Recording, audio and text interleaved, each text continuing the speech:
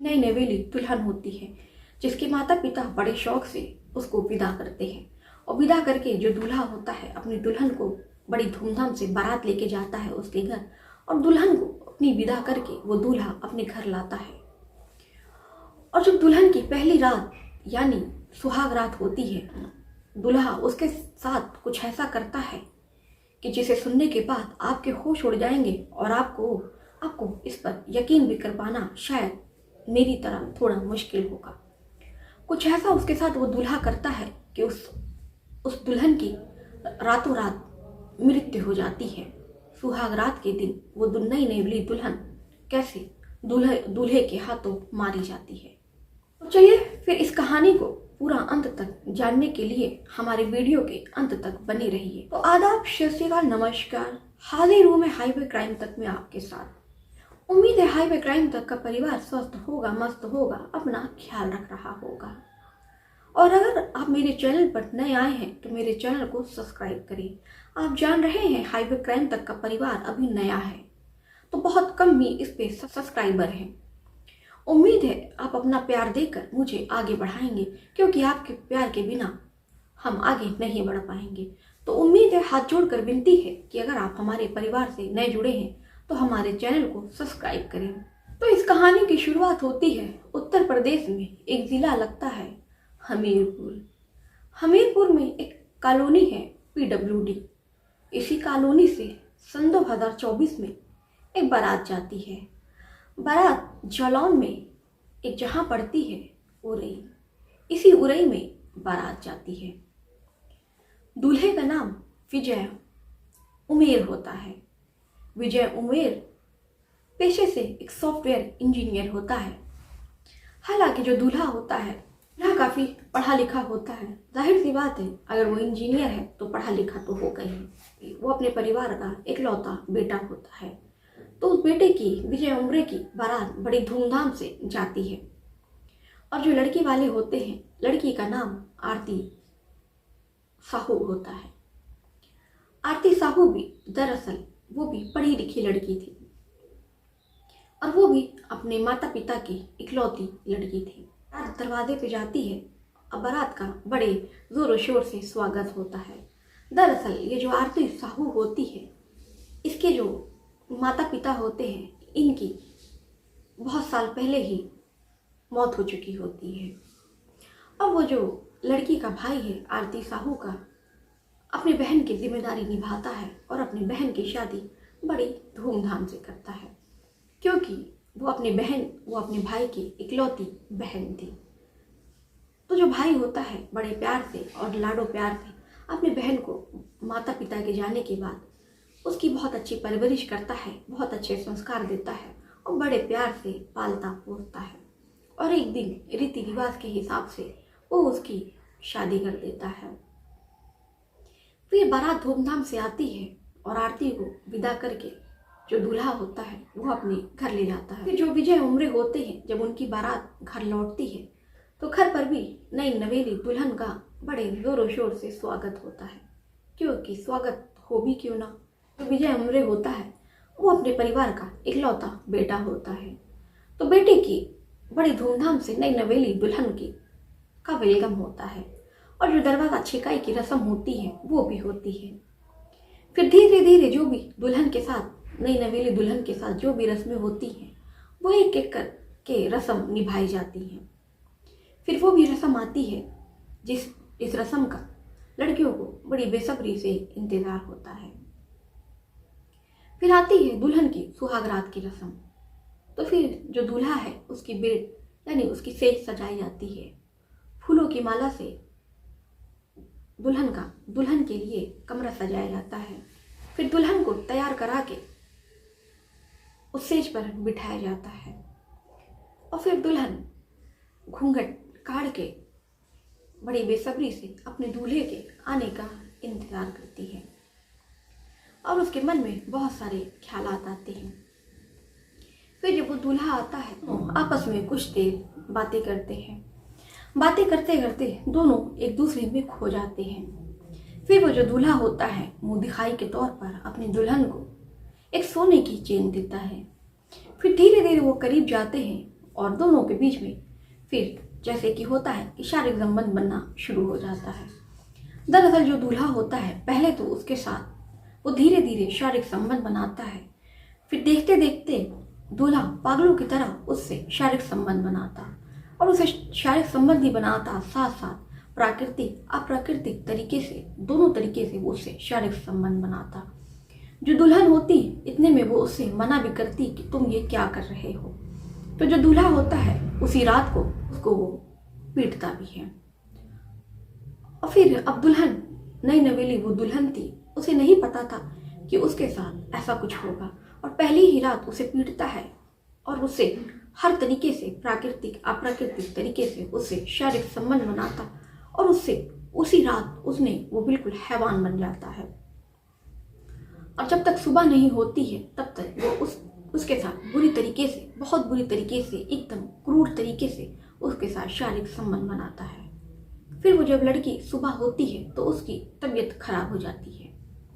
फिर वो जो लड़की होती है अब वो ससुराल में उसका पहला दिन होता है। अब वो किससे भी कहे तो किससे कहे। फिर ऐसे में उसको थोड़ी उल्टियाँ आती है। ऐसे में उसके पास कुछ दवा पड़ी होती है जो वो दवा खा लेती है। फिर दूसरे दिन फिर से वही रात आती है और फिर वो जो दूल्हा होता है फिर उसके कमरे में जाता है और फिर उसके साथ उसी रात की तरह अब उससे भी ज़्यादा और बुरी तरीके से उससे शारीरिक संबंध बनाता है। वो लड़की मना करती तो उसको मारता और पीटता है। अब वो लड़की थी बिल्कुल एकदम परेशान हो चुकी थी। उसके साथ वो बिल्कुल जानवरों के जैसा सलूक करता और बिल्कुल वो भूल जाता कि दरअसल अभी इसकी जो पत्नी है, इसकी नई नई शादी हुई है और ये नई नवेली दुल्हन है। उसको मारता, वो जब ऑब्जेक्शन करती तो उसको मारता पीटता और बुरी तरीके से उसके साथ शारीरिक संबंध बनाता। फिर ऐसे ही करते करते फिर तीसरा दिन आता है। तीसरे दिन भी वो उसके साथ इसी तरह क्रूर तरीके से शारीरिक संबंध बनाता। फिर ऐसा करते करते चौथा दिन आया। चौथे दिन में फिर लड़की की तबीयत बहुत ज़्यादा खराब होने लगी। फिर लड़की अपने दूल्हे पति से बोलती है कि मेरी तबीयत बहुत ज़्यादा खराब हो रही है। तो ऐसे में जो पति होता है वो कहता है कि तुम नाटक और बहाने मत करो, मैं जान रहा हूँ तुम ये सब क्यों कर रही हो।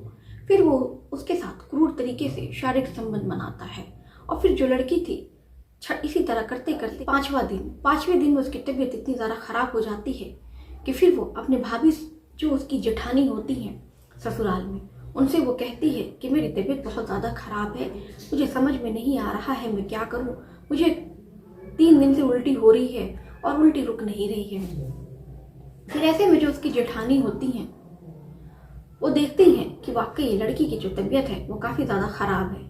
वो उसके मायके वालों को फ़ोन करती हैं और उसके भाई को बताती हैं कि ऐसी ऐसी बात है, तुम अपने बहन को आओ किसी अच्छे डॉक्टर को दिखा दो, उसकी तबीयत बहुत ज़्यादा ख़राब है। फिर भाई दौड़े दौड़े लड़की के ससुराल आता है तो देखता है कि वाकई लड़की की तबीयत बहुत ज़्यादा ख़राब है। फिर आनन फानन में उसे कानपुर के पास ही में अस्पताल में उसको भर्ती कराता है।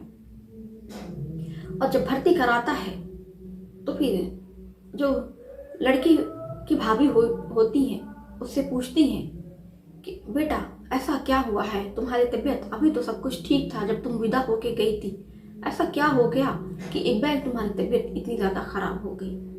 तब वो जो लड़की होती है अपनी भाभी को कुछ ऐसा बताती है कि जिसे सुनने के बाद भाभी के होश उड़ जाते हैं और पैरों तले ज़मीन खिसक जाती है। बताती है कि जो उसका पति होता है उसको पहले ही दिन से बहुत बुरी तरीके से उसके साथ शारीरिक संबंध बनाता है और वो जब मना करती है तो उसको मारता और पीटता है। यहाँ तक कि वो उसको इतना मारा पीटा कि उसके शरीर पर काफ़ी ज़्यादा घाव भी हो चुके थे। बताती है कि उसका जो पति है उसके साथ जानवरों जैसा बर्ताव करता है, उसके साथ अप्राकृतिक संबंध भी बनाता है। जब वो दर्द में चीखती चिल्लाती है तो उसका पति उसे फिर मारता और पीटता है। फिर जब ये बात भाभी सुनती हैं तो बहुत ज़्यादा शर्मसार हो जाती हैं और काफ़ी ज़्यादा रोने लगती हैं। अभी तक ये बात वो अपने पति यानी कि आरती के भाई से ये बात नहीं बताती हैं। फिर आरती की तबीयत अचानक और बिगड़ने लगती है और इतनी ज़्यादा तबीयत बिगड़ जाती होती है उसी अस्पताल में उसी रात को अपना दम तोड़ देती है। और फिर जब उसकी ये बात भाभी को ये बात उसने मरते मरते बता दी थी, तो ये बात उसने आरती के भाई से वो अपने पति से बात बताती हैं।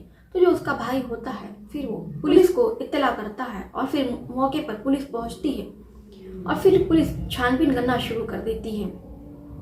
और फिर जो महिला डॉक्टर होती हैं पुलिस उनसे भी पूछताछ करती है कि क्या जो इनके भाई कह रहे हैं उस बात में कितनी सत्यता है। तो महिला डॉक्टर भी जो बताती है उसे बताने के बाद पुलिस वालों के भी होश उड़ जाते हैं। वो महिला डॉक्टर बताती है कि लेकिन इस क्षण पे वो बताती है कि मेरा नाम उजागर नहीं होना चाहिए, तो हम भी उनके निजी कारणों से उनका नाम, उन डॉक्टर का नाम नहीं लेना चाहेंगे। तो महिला डॉक्टर बताती है कि देखने से मुझे ऐसा लगता है कि आरती के साथ गैंग रेप हुआ है। उसके जो आंतरिक अंग हैं वो बिल्कुल बुरी तरीके से डैमेज हो चुके हैं और ऐसा लगता है कि जैसे लग रहा हो कि उसके साथ किसी ने बहुत बुरी तरीके से उसका शोषण किया है और उसके साथ शारीरिक संबंध बनाया है। इसी कारण शारीरिक संबंध जबरदस्ती और एकदम शारीरिक संबंध बुरी तरीके से बनाने के कारण उसकी हालत गंभीर हो जाती है और वो मर जाती है। जब ये बात पुलिस सुनती है तो उसके भी होश उड़ जाते हैं और वो तुरंत उस लड़के को यानी कि विजय उमरे को गिरफ्तार करती है और जेल और थाने लाती है। थाने में उससे पूछती है तो फिर वो बताता है कि दरअसल उसे कुछ वो अपने दोस्तों से सलाह लेता है और उसके दोस्त जो होते हैं उसको सलाह देते हैं कि तुम शक्तिवर्धक गोली खाकर फिर तुम शारीरिक संबंध बनाओगे तो तुम्हारी जो पत्नी है तुमसे बहुत खुश होगी। ऐसे में वो हर रात अपनी दुल्हन के साथ शक्तिवर्धक गोली खाकर सुहाग रात मनाता है और कहता है मुझे नहीं पता था कि मेरी पत्नी इतनी कमजोर होगी और वो मर जाएगी। फिर जो पुलिस वाले होते हैं ये सब सुनते हैं और विजय उमरे को बलात्कार के जुर्म में और कई संगीन धाराएं लगाकर उसको जेल भेज देते हैं। तो दोस्तों ये कहानी सुनाने का उद्देश्य हमारा आपकी भावनाओं को ठेस पहुंचाना नहीं बल्कि आपको समाज में हो रही घटनाओं से जागरूक करना है।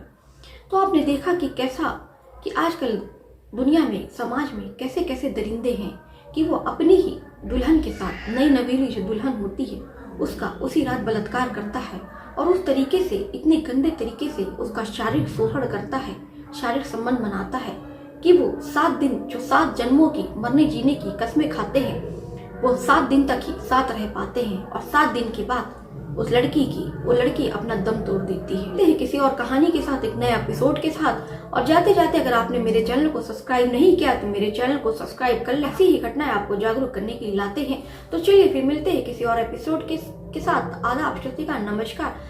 अपना ख्याल रखिएगा, स्वस्थ रहिएगा, मस्त रहिएगा और अपने परिवार वालों का ख्याल रखिएगा।